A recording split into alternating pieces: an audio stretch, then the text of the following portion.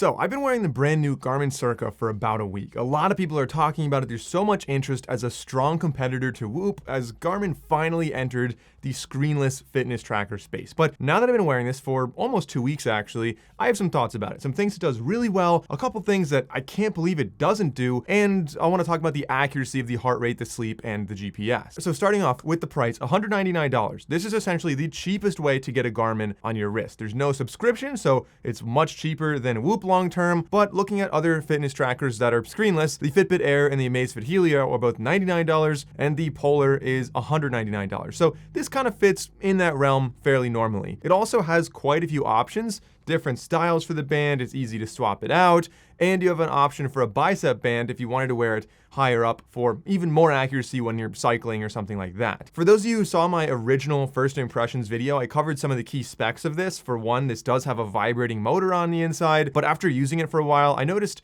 it does more than I originally thought. So it vibrates when you start a workout, which gives you a nice positive feedback. It also vibrates every lap, so every like 1 mile while you're running. And when you're done, if you hit the button to end a workout, it'll also vibrate then as well. The vibrating motor also acts as an alarm in the morning. I'll talk more about that in a minute. I really like that feature. And the button on here is something that no other screenless fitness tracker has, which is a really nice way to start a workout, to end a workout, and do a couple other things I'll talk about later. But of course, I'll talk more about what this can do and what this can't do in this video because I've been wearing it for a while. The big thing is to look at how accurate this thing actually is. It is, in fact, last generation heart rate sensor. This is the Gen 4 sensor from Garmin, and the rumor to come out with the Gen 6 fairly soon. So how good is this? Well, for my testing, let's start off with the sleep testing. I wore this for, well, literally every night since I had it, but I want to look at one night in particular. I was wearing 4 devices. I was wearing the Muse EEG headband. That's our reference device. That is the most accurate out of the devices I'm using, and we'll compare everything to that one. We've got the Garmin Cirqa, the Fitbit Air, and the Oura Ring 5, all of which are relatively highly regarded for sleep tracking. And looking at the 4 different stages of sleep, deep sleep tracked 98 minutes on the Muse, 122 in the Garmin, pretty big difference there. 111 minutes on the Fitbit, and 109 minutes on the Oura. So looking at the margin of error, Garmin was a whopping 24% off there. Fitbit was 13% off, and the Oura was the closest of the 3 at only 11% error. But the tables turn when you get into REM sleep, where we tracked 100 minutes on the Muse, 103 on the Garmin, 92 on the Fitbit, and 81 on the Oura, meaning the Garmin went from last place to first place here with just a 3% error, while the Fitbit was 8% and the Oura was 19%.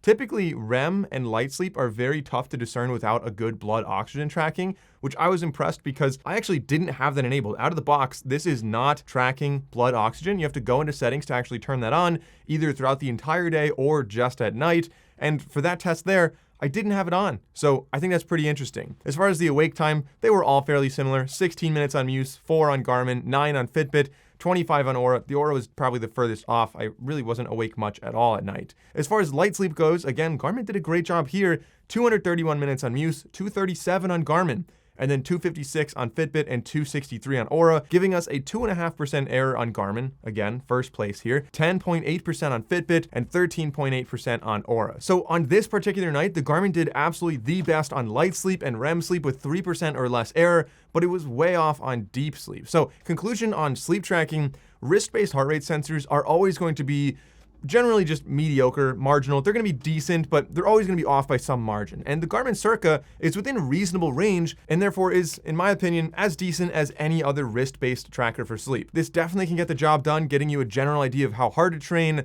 when to maybe change your sleep setup, and other things like that. Also, anecdotally, the sleep score feels reliable to me. When I didn't sleep well, it gave me a lower score. On good nights, it gave me a higher score. And I'm also quite interested in body battery. Garmin does this, and pretty much nobody else does this on the market, where it's basically like an energy score for you throughout the day. If you do something stressful, it drops a lot. If you take a nap, it goes up a lot. If you sleep really well, you get up to 100%. If you sleep really well and then sleep too long, you'll realize you got to 100% a little while ago. It's kind of a useful feature in my opinion. And Smart Alarm, as I mentioned earlier, is probably the best way to end your sleep if you have a time that you need to wake up. So the way this works is it has a vibrating motor on the inside. And you could say, I want to wake up at 6 o'clock. But of course, this thing tracks your sleep, so it's not going to wake you up at 6 o'clock. It's going to wake you at the optimal time up to 30 minutes before when you set your alarm. And then you can dismiss it or snooze it with the button on the side, which again is useful. You don't have to roll over and try to find your phone. Then let's talk about workouts. When you're tracking your heart rate, tracking GPS, things like that, how accurate is this? Well, for heart rate, I compared this on a run. It wasn't a steady state run either. I was doing intervals. I was doing like jog and then sprint on like a quarter-mile intervals, and the accuracy was surprisingly good. This R value was 0.975.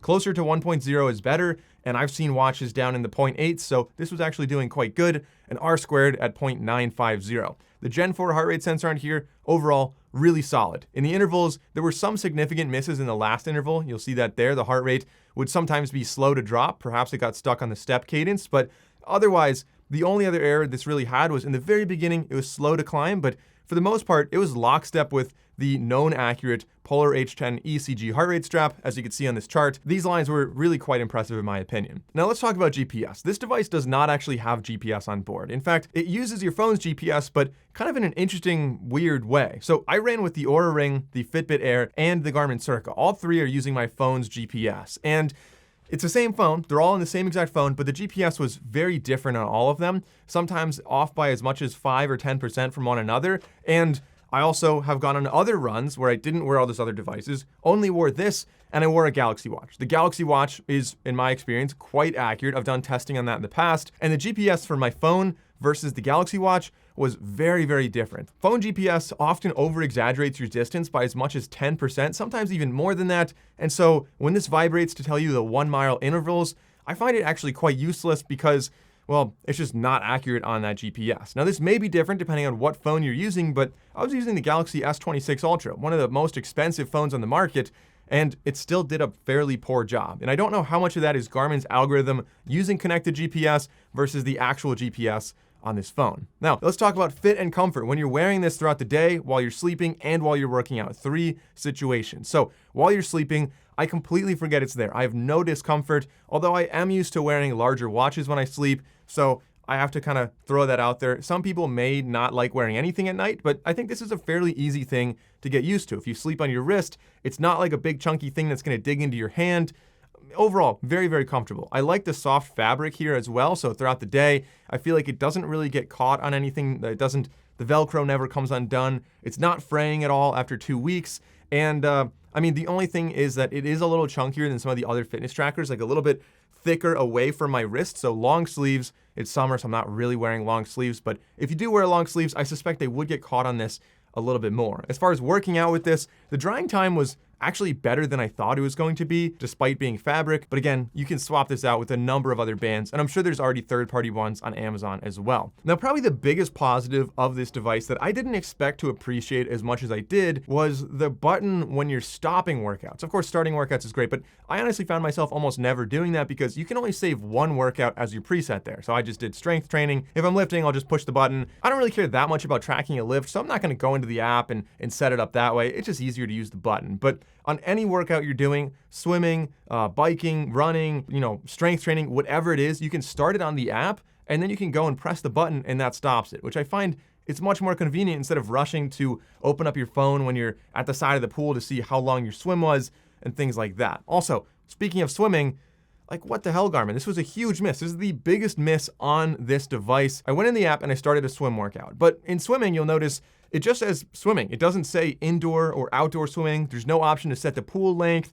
It feels like nobody ever remembered to check the swimming workout. So when I did a full swim workout at a pool, I just started swimming, left my phone on the edge of the pool. At the end, it said 0 yards. Now keep in mind, every other Garmin device out there, essentially all of them, is able to track your swimming using the accelerometer on board, which this definitely does have. So this should definitely be able to track pool laps and know how far I was actually swimming. In fact, most Garmin watches do this incredibly well, and yet this gave me 0 yards, which feels like a massive, massive oversight in my opinion, especially because I know not everyone swims, but I mean, it's the first exercise in triathlons. A lot of gyms have pools. Swimming is like a really common workout, in my opinion, and Garmin of all companies really shouldn't have missed that. Also, the data display is really quite weak in my opinion. Having no display on the device means that you're gonna be taking your phone out to see when you're running or cycling or really any workout. And looking at cycling right here, it shows me the timer, your heart rate, your distance, and your average speed. It doesn't show you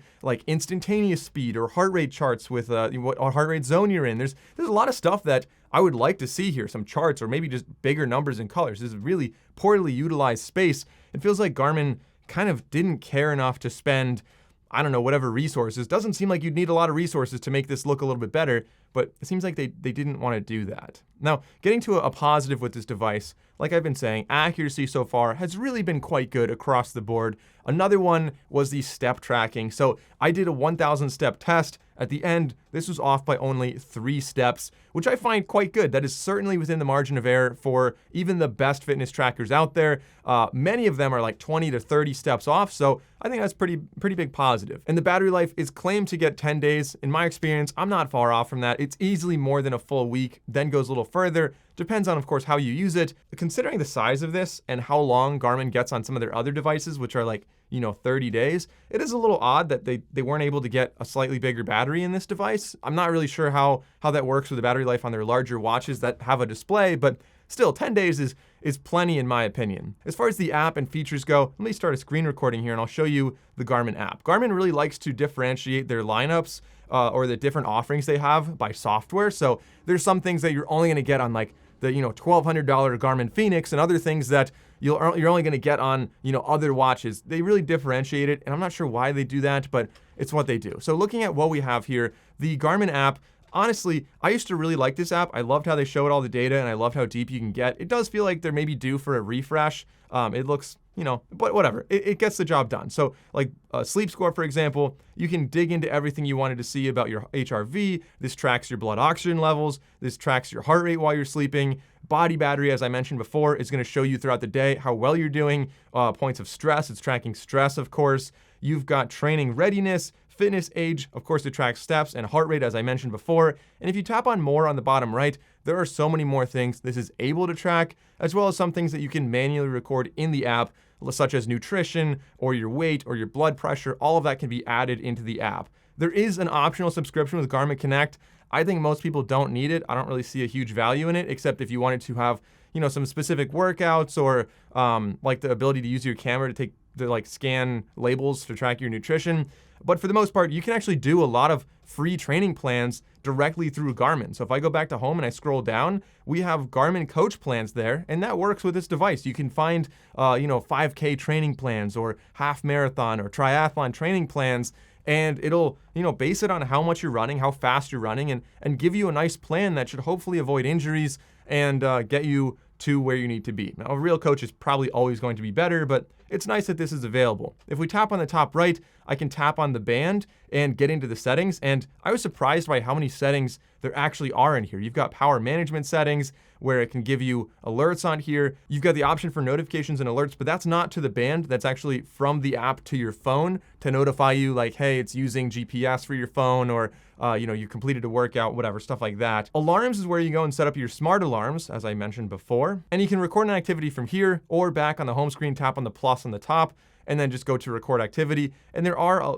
quite a few workouts to choose from. But like I said, if you go over to swimming, why is there only one for swimming? There's no indoor, outdoor. And also, even if it was outdoor swimming, why would it want to use connected GPS? Like you're never going to swim with a phone in your pocket. It seems weird that it would ever, I don't know. I already talked about that enough. Anyway, some things that this doesn't have, it doesn't have an ECG. The Whoop, as far as I know, is the only screenless fitness tracker that does have an ECG. If you care a lot about that, maybe the Whoop's the one for you. But overall, there's a lot that I really like about this device. And I'm optimistic there will be some updates. Hopefully they improve the swim tracking for one. But at launch, this does honestly feel just a little bit rushed. So I thought about this a lot, and I was trying to figure out who should really buy this device. And I think there's a couple key groups. One is anyone who has a large Garmin watch that you want sleep data, but you don't want to have like a big chunky Fenix or Epix on your wrist while you sleep. This could be a great thing to wear, even if it's just while you sleep or maybe all day, and put it on a bicep band.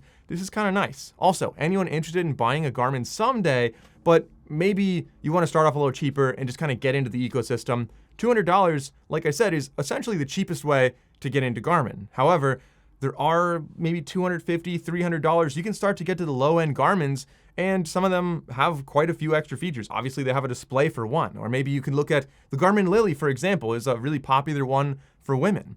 Also, anyone who loves running with the Garmin, but maybe you want something a little bit more subtle for the workday. This would be a great way to track all your workouts with your Garmin watch, but then track the rest of your day with this. But I have to say, if you're not dead set on Garmin, if you're not really into the Garmin ecosystem and the app, well, there are a lot of other fitness trackers. The space is getting quite competitive. The Fitbit Air is so much smaller and more comfortable, and it's easy to forget it's even there. The Amazfit Helio is half the price and shockingly good. Like, I was so impressed by how good it is. So if you guys aren't dead set on Garmin, I would really highly recommend watching my big comparison video. I wore 4 different screenless fitness trackers for 2 weeks to see which one was actually the best. I'll link that video here. And I mean, if you want to buy the Garmin, I'll have a link down below. It's a really solid device, but I'll see you over in that video.